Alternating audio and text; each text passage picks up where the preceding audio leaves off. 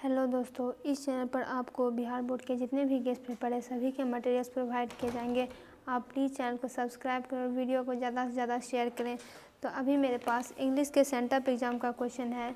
आप देखिए question number 3, explain any one of the following. यहाँ पे कुछ पोएम्स के लाइन दिए गए हैं, आपको इनको एक्सप्लेन करना है और इसके लिए आपको 4 मार्क्स मिलेंगे। हालांकि इसमें अब 4 क्वेश्चन आते हैं, 2 क्वेश्चन दूसरे पेज में है।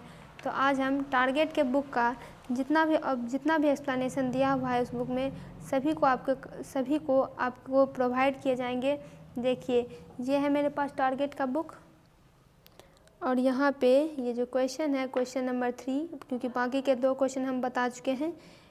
इसके बाद जितने भी क्वेश्चन हैं सभी को एक्सप्लेन करने वाले हैं, लेकिन हम बुक भी ला सकते थे। ऐसा इसलिए नहीं किया हमने क्योंकि बुक में बहुत छोटे छोटे अक्षर दिए हुए हैं जो कि दिखाई भी नहीं देते हैं। तो देखिए क्वेश्चन एक्सप्लेन किसे करना है।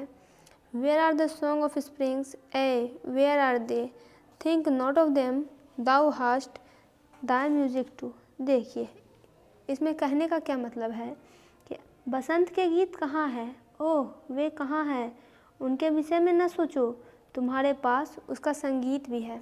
देखिए इसमें हम सबसे पहले लिखेंगे ये किस पोएम से लिया गया है और किसके द्वारा लिखा गया है। तो this line has been taken from the poem ode to autumn by John Keats. In this line the poet says that the spring season is a boon to human being. इसमें पोएट कह रहे हैं कि बसंत का जो मौसम होता है बून यानी वरदान, वह मानवों के लिए वरदान होता है।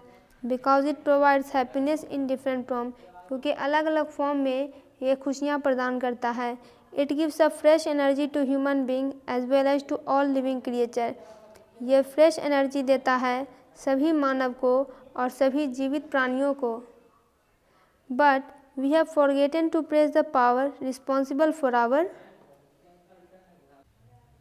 हैप्पीनेस। लेकिन हमने क्या किया है, वैसी शक्तियाँ जो कि हमें खुशियाँ प्रदान करने के लिए जिम्मेवार है उसे हम लोग भूल गए हैं, उसकी प्रशंसा करना हम लोग भूल गए हैं। आगे बढ़ते हैं। No one thinks about it. कोई भी इसके विषय में नहीं सोच रहा है, कोई भी उन शक्तियों के बारे में नहीं सोच रहा है जिन्होंने हमें खुशियाँ प्रदान की है। Because every one is busy in his own life style. Because प्रत्येक व्यक्ति जो है अपने ही लाइफ स्टाइल में व्यस्त है। विदाउट बोदरिंग फॉर अदर, दूसरे की चिंता किए बिना लोग अपने ही लाइफ स्टाइल में व्यस्त हैं। We saw embers losing their cruel redness to the grey ash that swallows all half cooked limbs.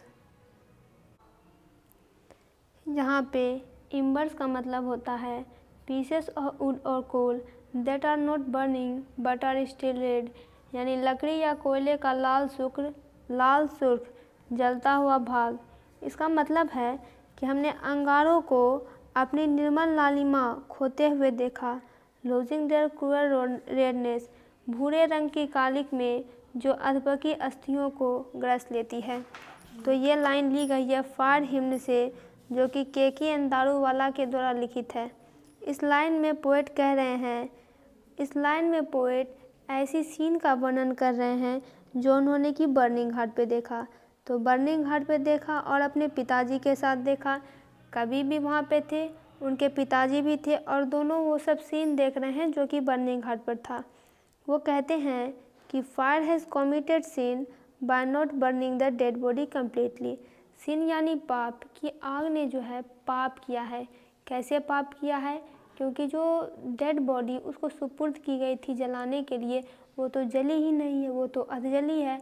आग भूल गया उसे जलाने के लिए, तो इस प्रकार से आग ने पाप किया है।